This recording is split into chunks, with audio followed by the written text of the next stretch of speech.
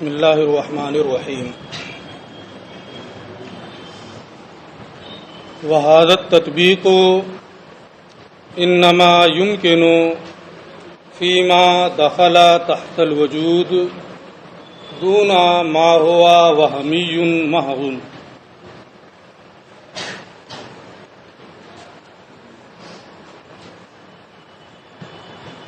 یہاں سے علامہ تفتازانی رحمۃ اللہ تعالی علیہ نے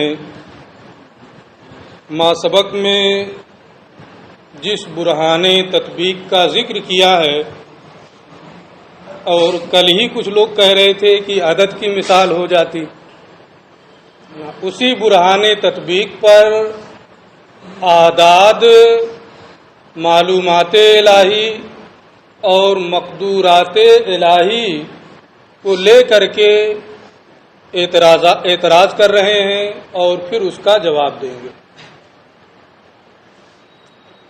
کل کے سبق میں نے یہ بتایا تھا کہ غیر متناہی امور جو مرتب شکل میں موجود بالفعل ہوں، انہی میں برہان تطبیق کو جاری کرتے ہیں، خواہ وجود ذہنی ہو یا وجود خارجی ہو.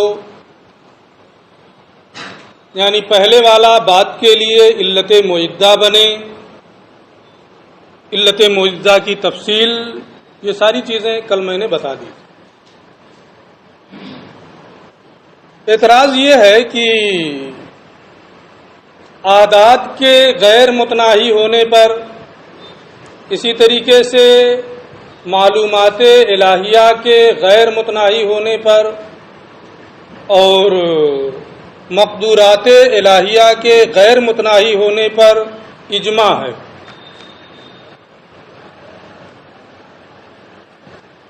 حالانکہ اعداد میں بھی برہان تطبیق کو جاری کر سکتے ہیں. دو سلسلہ اعداد میں فرض کریں، ایک سلسلے کو 1 سے شروع کریں، دوسرے سلسلے کو 2 سے شروع کریں اور ان میں تطبیق دیں. 1 کو 2 سے، 2 کو 3 سے، 3 کو 4 سے، اس طریقے سے دیتے ہوئے چلے جائیں. اگر سلسلہ برابر چلتا رہے تو جز اور کل کا برابر ہونا لازم آئے گا. مجموعہ اولا 1 سے شروع ہے وہ کل ہے، مجموعہ ثانیہ 2 سے شروع ہے وہ جز ہے. اگر سلسلہ برابر چلتا رہے تو جز اور کل کا برابر ہونا لازم آئے گا، یہ محال، لہذا یہ ہو نہیں سکتا ہے. اور اگر کہیں جا کر ٹھہر جائے کہ مجموعہ ثانیہ میں مجموعہ اولا کے مقابل میں کوئی عدد نہ ہو، تو مجموعہ ثانیہ کیا ہے، وہیں رک جائے گا، متناہی ہو جائے گا. مجموعہ اولا بقدر متناہی مجموعہ ثانیہ سے زائد ہے 1، جو بقدر متناہی کسی سے زائد ہو وہ بھی متناہی ہوتا ہے، اس لیے مجموعہ اولا بھی متناہی ہو جائے گا. تو اعداد کو میں بھی برہان تطبیق کو جاری کر دیں گے، اعداد بھی متناہی ہو جائیں گے، حالانکہ ان کے غیر متناہی ہونے پر اجماع. یہی حال مقدورات الہیہ اور معلومات الہیہ کا بھی ہے. معلومات الہیہ بمقابلہ مقدورات الہیہ کے زیادہ ہیں، اس لیے کہ معلومات کا تعلق ممکنات سے بھی ہوتا ہے اور ممتنعات سے بھی ہوتا ہے، اور مقدورات میں صرف ممکنات ہیں، ممتنعات نہیں. ممتنعات یہ تحت قدرت نہیں ہیں، یہ تو آپ بار بار پڑھتے ہوئے آئے ہیں. اس لیے کہ کسی چیز کا تحت قدرت ہونا یہ ہوتا ہے کہ اس کو وجود بھی دیا جا سکے. اگر ممتنعات کو تحت قدرت مانا جائے، مثلا ذات باری تعالیٰ ذات واجب الوجود اپنی ذات پر بھی قادر ہو تو اپنی ذات کے بھی وجود دینے پر قادر ہوگی، تو 2 الہ ہو جائیں گے. اس لیے ذات باری تعالیٰ اپنی ذات پر قادر ہے. ممتنع ہے اور ممتنعات پر قدرت نہیں ہوتی۔ یہاں بتانا صرف اتنا ہے کہ معلومات الہیہ کا دائرہ جو ہے وہ وسیع ہے اور مقدورات الہیہ کا جو دائرہ ہے اس کے مقابلے میں کم ہیں، دونوں غیر متناہی۔ اب اگر اس میں بھی برہان تطبیق کو جاری کریں کہ معلومات کو ایک مجموعہ فرض کریں، مقدورات کو ایک مجموعہ فرض کریں، معلومات میں سے ایک کو مقدورات کے ایک کے مقابل میں کریں، اگر اسی طریقے سے سلسلہ آپ کرتے جائیں، یہ سلسلہ برابر چلتا رہے، کہیں نہ رکے، تو معلومات اور مقدورات کا برابر ہونا لازم آئے گا۔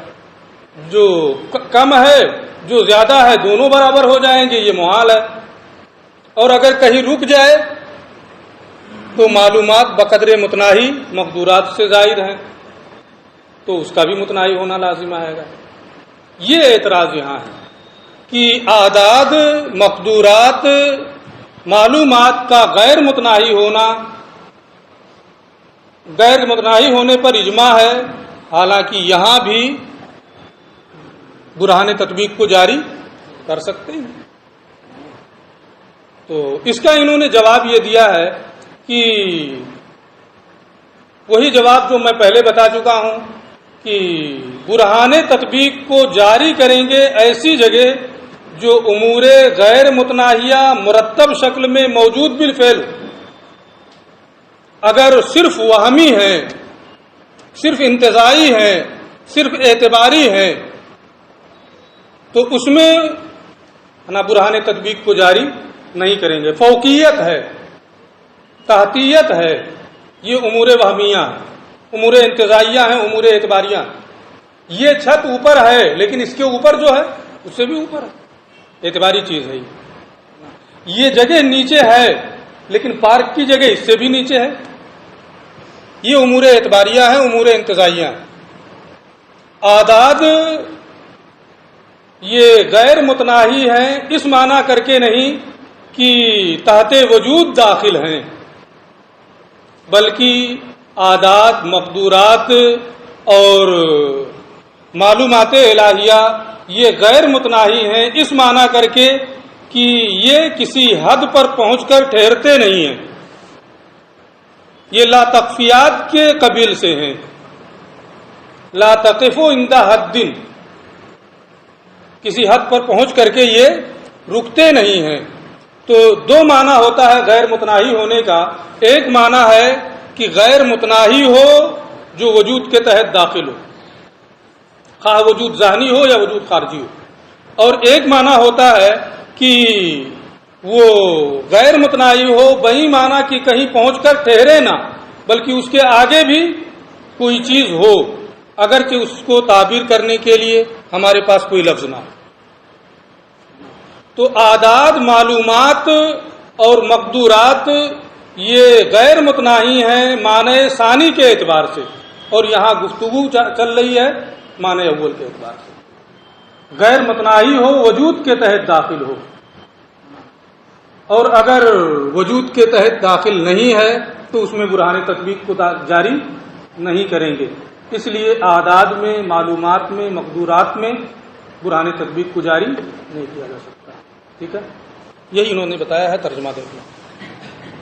وحاظت تطبیق ہو، اور یہ برہان تطبیق انما یمکن فیما انہی چیزوں میں ممکن ہے جو تحت وجود داخل ہو، یعنی ان کا وجود ہو، خواہ وجود خارجی یا وجود ذہنی، دونا ما ہوا وہمی محض، اس میں نہیں جو صرف وہمی ہو، انتزاعی ہو، اعتباری ہو۔ کیوں اعتباری، انتزاعی اور وہمی میں برہان تطبیق کو جاری نہیں کرتے ہیں؟ فَإِنَّهُ يَنْقَطِعُ بِانْقِطَاعِ الْوَهْمِ، کیونکہ جو چیز انتزاعی، اعتباری، وہمی ہوتی ہے وہ وہم کے ختم ہونے سے ختم ہو جاتی ہے، اعتبار معتبر کے ختم ہونے سے وہ چیز ختم ہو جاتی ہے، سلسلے کا تحقق نہیں رہ جاتا ہے۔ جہاں وہم ختم، اعتبار ختم، انتزاع ختم، وہاں سلسلہ بھی ختم۔ اس لیے وہمی چیزوں میں، انتزاعی چیزوں میں برہان تطبیق کو جاری نہیں کرتے ہیں۔ فلا يرد النقض، لہذا مراتب عدد سے اعتراض نہیں ہوگا۔ کیسے اعتراض، کیا اعتراض ہوتا ہے؟ بے ان تطبق جملتان، اس طور سے کہ آپ دو مجموعوں میں تطبیق دیں، ان میں سے ایک مجموعہ ایک سے شروع ہو غیر متناہی سلسلے تک جائے، دوسرا سلسلہ دو سے شروع ہو اور غیر متناہی سلسلے تک جائے، اور پھر آپ ایک کو دو سے، دو کو تین سے تطبیق دیں، برہان تطبیق والی صورت جو میں نے ابھی بیان کی ہے۔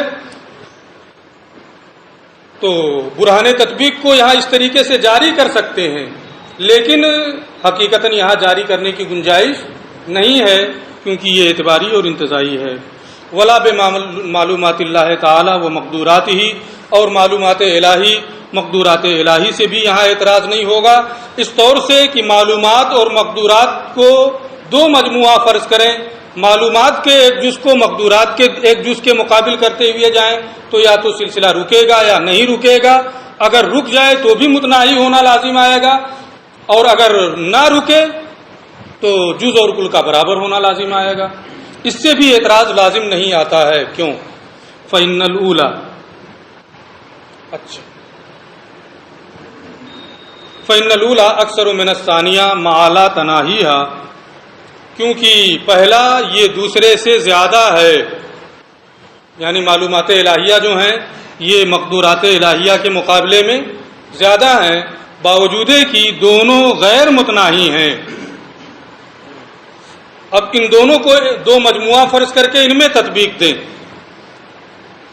تو اگر اس طریقے سے تطبیق دیں گے اعداد میں، معلومات اور مقدورات الہیہ میں، اور پھر یہ چاہیں کہ ان مراتب اعداد اور معلومات اور مقدورات کے ذریعے سے آپ برہان تطبیق پر اعتراض کریں، فلا يرد النفس، تو یہ اعتراض یہاں وارد نہیں ہوگا۔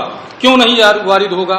وذالک، اس کی وجہ یہ ہے لأن معنی لا تناہی الاعداد والمعلومات والمقدورات، کیونکہ اعداد کے غیر متناہی ہونے کا معنی، معلومات کے غیر متناہی ہونے کا معنی، مقدورات کے غیر متناہی ہونے کا معنی ہے انہا لا تنتہی الی حد، کہ وہ کسی ایسی حد پر پہنچ کر نہیں رکتے ہیں، لا یتصور فوقہ آخر، کہ جس کے اوپر دوسرا نہ ہو سکے، بلکہ عدد کا جو بھی عدد آپ مانیں گے اس کے اوپر بھی ایک عدد ہوگا، آپ کے پاس اس کو تعبیر کرنے کے لیے کوئی لفظ ہے یا نہیں ہے، اس سے کوئی فرق نہیں پڑتا۔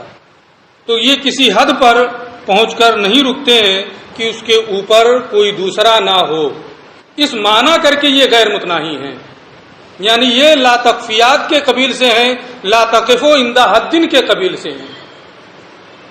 لا بمعنی ان ما لا نہایت له يدخل فی الوجود، یہ اس معنی کر غیر متناہی نہیں ہے کہ اس کی کوئی نہایت نہیں ہے اور یہ تحت وجود داخل ہیں، یعنی یہ موجود بالفعل ہو کر کے غیر متناہی نہیں ہے، اور جب موجود بالفعل ہو کر کے غیر متناہی نہیں ہے، ان کا وجود خارجی اور وجود ذہنی نہیں ہے، انتزاعی، وہمی اور اعتباری ہیں، یہ لا تقفو عند حد کے معنی میں غیر متناہی ہیں، تو ان کے ذریعے سے برہان تطبیق پر اعتراض کرنا اور اس میں برہان تطبیق کو جاری کرنا یہ صحیح نہیں ہوگا۔ فإنه محال، کیونکہ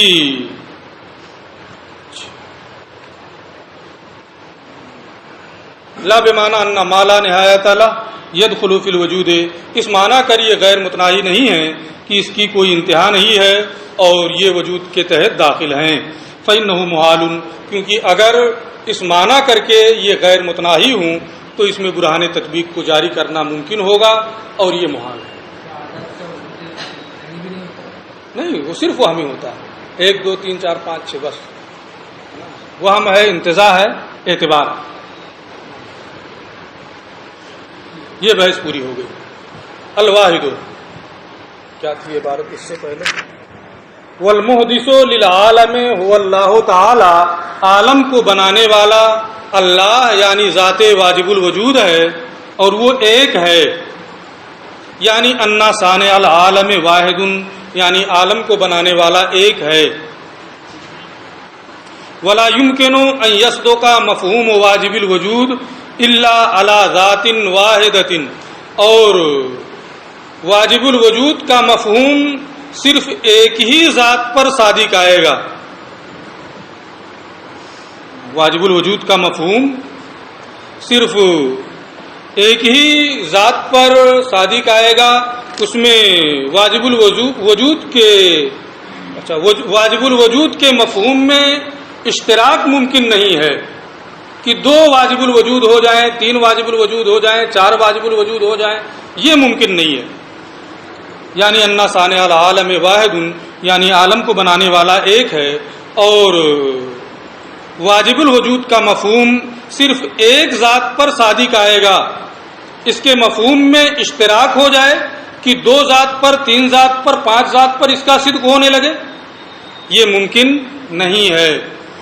یہ دعویٰ ہے، اس دعویٰ کی دلیل والمشہور فی ذلک بین المتکلمین برہان التمانع، اور واجب الوجود کا مفہوم یا صانع عالم ایک ہے، یا واجب الوجود کا مفہوم صرف ایک ذات پر صادق آ سکتا ہے، اس سے زیادہ پر اس کا صدق نہیں ہو سکتا ہے، اس دعوے کی متکلمین کے درمیان مشہور دلیل برہان تمانع ہے۔ برہان تمانع پڑھے ہیں اس میں؟ تو اس دعوے کی مشہور دلیل کیا ہے؟ برہان تمانع۔ تمانع کا معنی ہوتا ہے ایک دوسرے کے خلاف ہونا، ایک دوسرے کی ضد ہونا، ایک دوسرے سے ہٹ کر ہونا، یہ کس کا معنی ہے؟ تمانع کا۔ تو وحدانیت صانع کو ثابت کرنے کے لیے واجب الوجود کا مفہوم صرف ایک ذات پر صادق آتا ہے، اس میں اشتراک ممکن نہیں ہے۔ اس کی دلیل کیا ہے متکلمین کے نزدیک؟ برہان تمانع المشار الیہ بقولہ تعالی، جس کی جانب ارشاد الہی لو کان فیہما الہ الا اللہ لفسدتا سے اشارہ کیا گیا ہے۔ اس کی جانب برہان تمانع کی جانب اس آیت کریمہ کے ذریعے سے اشارہ ہے۔ برہان تمانع کی تفصیل و تقریر، اور برہان تمانع کی تفصیل یہ ہے انہ لو امکن الہان، کہ اگر 2 معبود، 2 ذات واجب الوجود ممکن ہوں، کہ واجب الوجود 2 ہے، صانع عالم 2 ہیں، انہ لو امکن الہان، اگر 2 ذات واجب الوجود یا 2 معبود، 2 صانع ممکن ہوں، لامکن بینہما تمانع، تو ان کے درمیان تمانع ممکن ہوگا، ایک کچھ چاہے اور دوسرا کچھ چاہے۔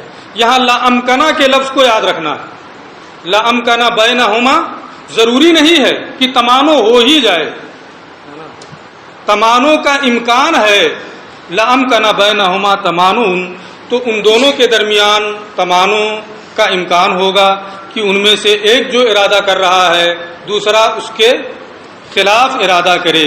بے ان یرید احدہما حرکت زید، مثال کے طور پہ اس طریقے سے کہ ان میں سے ایک زید کی حرکت کا ارادہ کرے، والآخر سکونہ، اور دوسرا زید کے سکون کا ارادہ کرے۔ یہاں کم سے کم یہ مان کر کے چل رہے ہیں، یعنی اگر ذات واجب الوجود میں اشتراک ہو تو اشتراک کے لیے کم سے کم 2 فرد چاہیے، 2 سے زیادہ بھی ہو سکتے ہیں، تو جب کم سے کم 2 چاہیے، 2 باطل ہو جائے گا تو زیادہ بدرجہ اولا باطل ہو جائے گا۔ تو اس لیے 2 ہی مان کر کے یہ چل رہے ہیں، 2 سے زیادہ ماننے کی ضرورت نہیں ہے۔ تو ان کے درمیان تمانع ممکن ہوگا اس طریقے سے کہ ان میں کا ایک زید کی حرکت کا ارادہ کرے اور دوسرا زید کے سکون کا ارادہ کرے، یہ ممکن ہوگا۔ کیوں ممکن ہوگا؟ اس لیے کہ زید کی حرکت، زید یہ جسم ہے، اس کا متحرک ہونا بھی ممکن ہے، ساکن ہونا بھی ممکن ہے، اس لیے اس کے حرکت کا ارادہ کرنا بھی ممکن ہوگا، اس کے سکون کا ارادہ کرنا بھی ممکن ہوگا۔ ہر جسم قابل حرکت اور قابل سکون ہے، لأن کل منہما، اس لیے کہ حرکت اور سکون میں سے فی نفسہ ہر ایک امر ممکن ہے، اور جب دونوں امر ممکن ہیں تو ان میں سے ایک حرکت کا ارادہ کرے زید کی اور دوسرا زید کے سکون کا ارادہ کرے، یہ بھی کیا ہوگا؟ ممکن ہوگا۔ وقضا تعلق الارادۃ بکل منہما فی نفسہ، اسی طریقے سے ان دونوں میں سے ہر ایک سے ارادے یعنی حرکت اور سکون میں سے ہر ایک سے ارادہ کا متعلق ہونا بھی فی نفسی ممکن ہے. یعنی جو دو آپ نے فرض کیا ہے، ایک کا ارادہ حرکت سے متعلق ہو، دوسرے کا ارادہ سکون سے متعلق ہو، یہ تعلق ارادہ بھی حرکت و سکون میں سے ہر ایک سے ممکن ہے.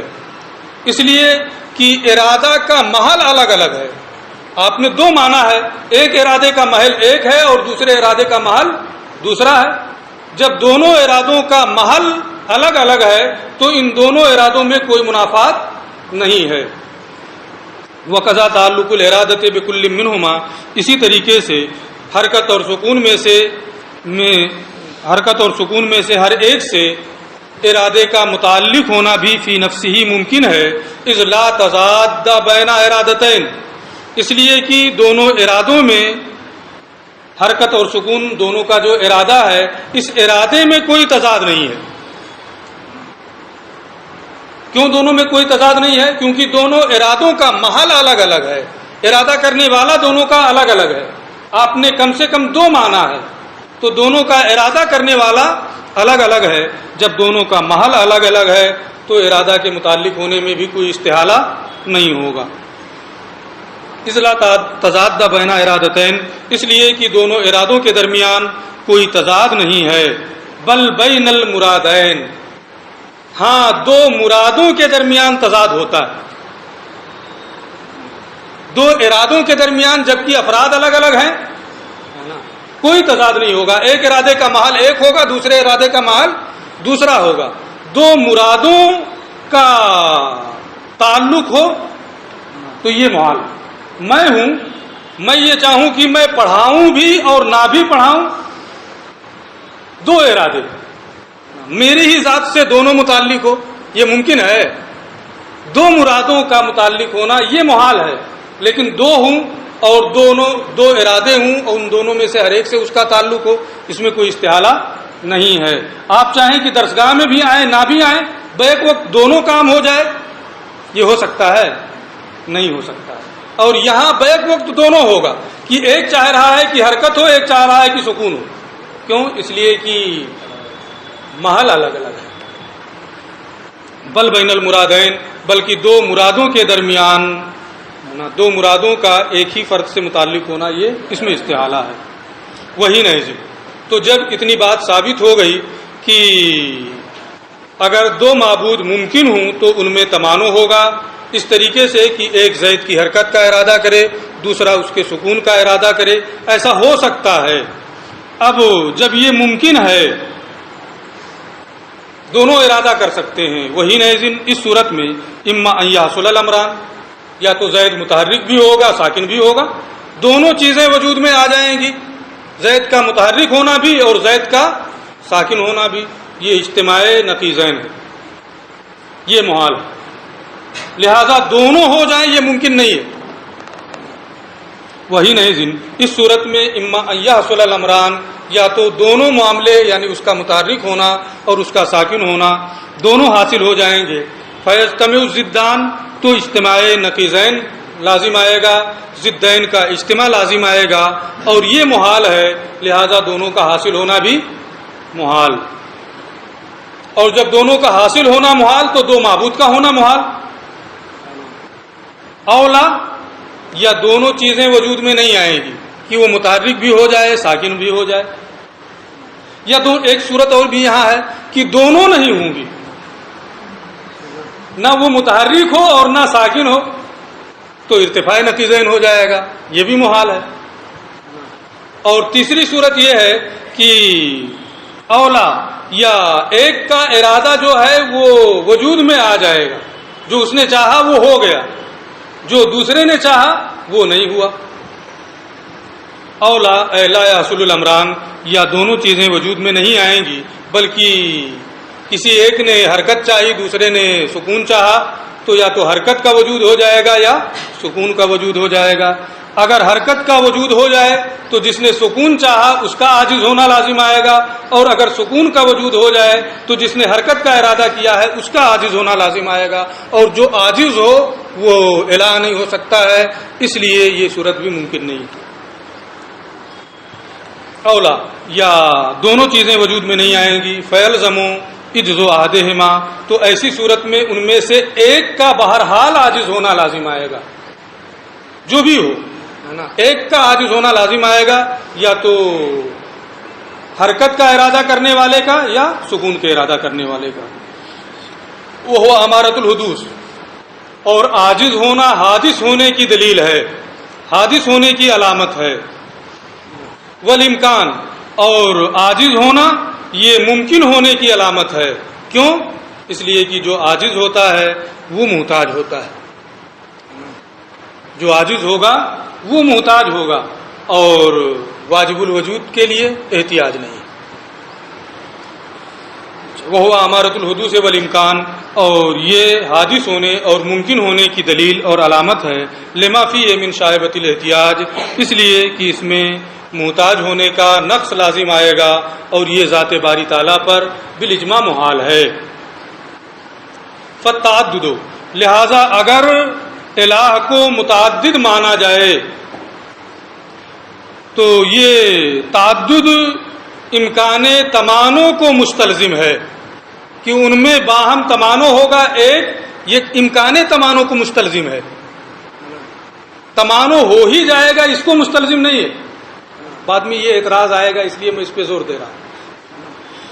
فالتعدد مستلزم لامکان التمانع، تو معبود کو متعدد ماننا یہ تمانع کے ممکن ہونے کو مستلزم ہے، کہ ان میں تمانع ہو۔ المستلزم للمحال، جو تمانع مستلزم محال ہے، اگر تمانع ہوگا تو اس سے استحالہ لازم آئے گا، یا تو اجتماع ضدین کا، یا تو ارتفاع ضدین کا، یا عاجز ہونے کا۔ فیکون محالا، لہذا تعدد کیا ہے؟ معبود کا متعدد ہونا، واجب الوجود کا متعدد ہونا، یہ کیا ہے؟ محال ہوگا۔ یہ ہے برہان تمانع، اور بہت آسان ہے، کوئی اس میں دقت نہیں ہے۔ اسی کو دوسرے لفظوں میں پھر یہ دوبارہ بیان کر رہے ہیں، ھذا تفصیل ما یقال، یہ جو تفصیل کے ساتھ میں نے بیان کیا ہے یہ اس اجمال کی تفصیل ہے جو ہمارے علماء نے بیان کیا ہے۔ وہ کیا ہے؟ نیچے ھذا تفصیل ما یقال، یہ اس چیز کی تفصیل ہے جو کہا جاتا ہے، ان احدہما ان لم یقدر علی مخالفت الآخر، کہ ان دونوں میں سے جن کو آپ نے مانا ہے کہ یہ دو معبود ہیں، کم سے کم دو، ان احدہما، ان دونوں میں سے ایک اگر دوسرے کی مخالفت پر قادر نہ ہو، لازم اجزہ، اگر وہ دوسرے کی مخالفت نہیں کر سکتا ہے تو اس پہلے والے کا عاجز ہونا لازم آئے گا۔ وَإِنْ قَدِرَ، اور اگر وہ دوسرے کی مخالفت پر قادر ہو تو اس دوسرے کا عاجز ہونا لازم آئے گا، ہے نا۔ اور عاجز ہونے میں شائب احتیاج ہے، جو واجب الوجود ہے اس میں احتیاج کا شائبہ نہیں پایا جاتا ہے، لہذا تعدد الہ یہ کیا ہے؟ محال ہے۔